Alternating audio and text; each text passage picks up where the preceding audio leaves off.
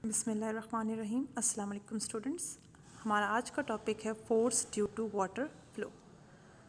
कि जब भी हमारे पास कोई वाटर स्ट्राइक करता है किसी वॉल के साथ तो वो उस पर कितनी फोर्स एक्सर्ट करता है और उसके रिटर्न में वो वॉल उस पर कितनी रिएक्शन फोर्स एक्सर्ट करती है, वो आज हम इस टॉपिक में स्टडी करेंगे।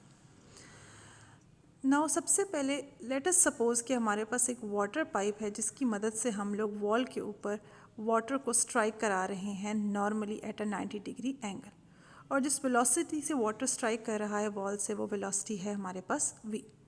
After striking the wall the water comes to rest, यानी कि उसकी वेलोसिटी हो जाती है 0।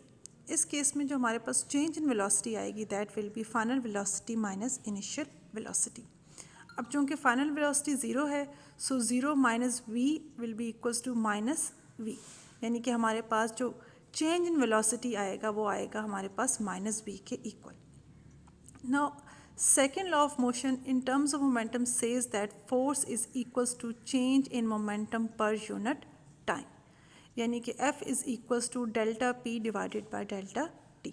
Now delta V किसके इक्वल है हमारे पास M into delta V के।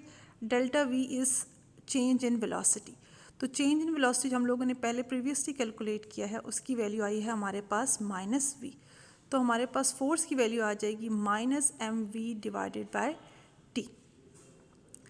वेयर अगर हम इसको थोड़ा सा रीअरेंज करें तो हमारे पास इक्वेशन बन जाएगी minus M over T into V. अब M over T is mass flow per second into the velocity.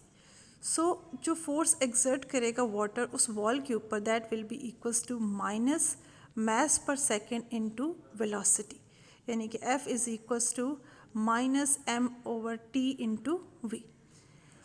अब न्यूटन का जो थर्ड लॉ है वो कहता है कि जितनी फोर्स वाटर उस पर एक्सर्ट करेगा वॉल पर सेम उतनी ही फोर्स जो है वॉल एक्सर्ट करेगी वाटर के ऊपर इन रिवर्स डायरेक्शन। और उसकी वैल्यू कैलकुलेट करने के लिए हमारे पास क्या होगा, F will be equals to जो रिएक्शन फोर्स है F will be equals to minus the force which was exerted by the water on the wall. तो हमारे पास वैल्यू आ जाएंगी minus into minus m v over t, यानी कि हमारे पास टोटल वेलोसिटी जो टोटल फोर्स जो एक्सर्ट करेगी वॉल, रिएक्शन फोर्स जो वॉल एक्सर्ट करेगी उस वाटर पर, तो that will be equals to m v over t. यानी कि हमारे पास अगर वाटर एक्सर्ट करता है फोर्स वॉल के ऊपर तो वॉल भी उतनी ही इक्वल फोर्स जो है वो एक्सर्ट करेगी उसके ऊपर बट इन ऑपोजिट डायरेक्शन। अब इसी के हमारे पास कुछ एग्जांपल्स हैं, हमारे पास कुछ आइसोलेटेड सिस्टम हैं, हम उनकी एग्जांपल्स देख लेते हैं जहाँ पर law of conservation of momentum जो है वो अप्लाई होते हैं। अब उनमें सबसे पहली एग्जांपल है हमारे पास बॉम्ब एक्सप्लोजन की और दूसरी एग्जांपल है हमारे पास राइफल एंड बुलेट की। अब हम वन बाय वन दोनों एग्जांपल्स को देख लेते हैं। सबसे पहले हमारे पास है बॉम्ब एक्सप्लोजन। ना इन बॉम्ब एक्सप्लोजन जब भी हमारे पास कोई भी शेल मिड एयर में एक्सप्लोड करता है तो उसके फ्रेगमेंट्स जो है वो मुख्तलिफ डायरेक्शन में फॉल ऑफ करते हैं, यानी कि उड़ के मुख्तलिफ डायरेक्शन में मूव कर जाते हैं। उन फ्रेगमेंट्स का टोटल मोमेंटम हमेशा जो है वो उस शेल के या उस बॉम्ब के इनिशियल मोमेंटम के इक्वल होता है। अब इसकी हम एग्जांपल देख लेते हैं कि मिसाल के तौर पर हमारे पास जो है एक बॉम्ब है वो एक्सप्लोड करता है और 2 पीसेस में डिवाइड हो जाता है। इस केस में हम क्या करेंगे, जो दोनों हमारे पास बॉम्ब के फ्रेगमेंट्स हैं जब हम उनका मोमेंटम ऐड करेंगे by using the method of vector addition तो उनका कंबाइंड मोमेंटम जो है वो इक्वल होगा इनिशियल मोमेंटम और original momentum of the falling bomb. यानी कि जब भी हमारे पास एक्सप्लोजन होगी उस सूरत में जितने भी फ्रेगमेंट्स होते हैं उन सब का मोमेंटम ऐड अप किया जाएगा तो हमारे पास आ जाएगा total initial momentum of the bomb और शेल। अब नेक्स्ट हमारे पास एग्जांपल है राइफल एंड बुलेट की। अब वो कहते हैं कि लेट अस सपोज कि हमारे पास एक राइफल है, ठीक है, और उसका मैस कैपिटल एम है और हमारे पास उसके अंदर एक बुलेट है जिसका मैस स्मॉल एम से है और जो हम उसको फायर करते हैं तो वो वेलोसिटी वी से मूव करती है।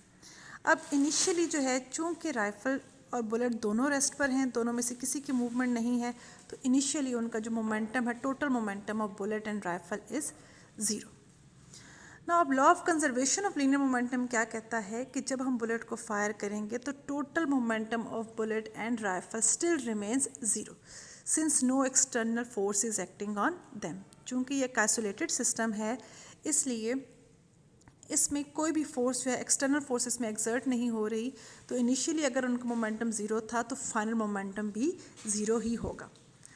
कहता है कि अब मिसाल के तौर पे हम सपोज़ कर लेते हैं कि अगर हमारे पास वेलोसिटी ऑफ राइफ़ल जो है वो velocity of rifle is v prime, तो हमारे पास क्या होगा, law of conservation of momentum क्या कहता है, total momentum of rifle and bullet must be equals to zero, क्योंकि उनका इनिशियल मोमेंटम हमारे पास ज़ीरो था।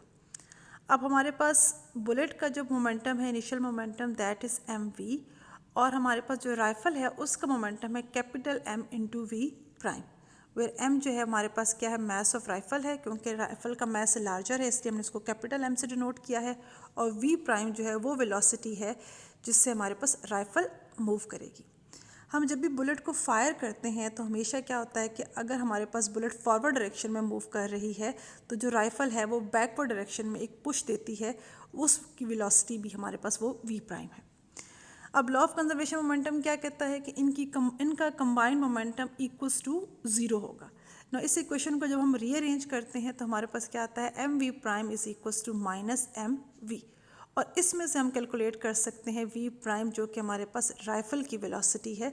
सो v prime will be equals to minus mv over capital M, यानी कि हमारे पास जो राइफल है वो वेलोसिटी से मूव करेगी, बट उस वेलोसिटी की डायरेक्शन जो है वो ऑपोजिट होगी to the direction of velocity of bullet. The momentum of rifle is thus equal and opposite to that of bullet. Since mass of rifle is much greater than the bullet, the rifle moves back or recoils with very small velocity, while the bullet is very small in mass but the velocity is very large as compared to the rifle. चूँकि bullet का mess बहुत कम है, ठीक है, और rifle का mess उसके comparison में बहुत ज़्यादा है, इसलिए बुलेट जो है जब वो मूव करेगी वो बहुत ज़्यादा वेलोसिटी से मूव करेगी, लेकिन जो राइफ़ल होगी उसकी वेलोसिटी बहुत कम होगी as compare to the velocity of bullet. लेकिन जब हम दोनों की वेलोसिटीज़ और मोमेंटम्स को हम ऐड अप करेंगे तो हमारे पास जो टोटल मोमेंटम होगा that will be equals to zero. So that was all for today's lecture. Thank you. अल्लाह हाफिज़।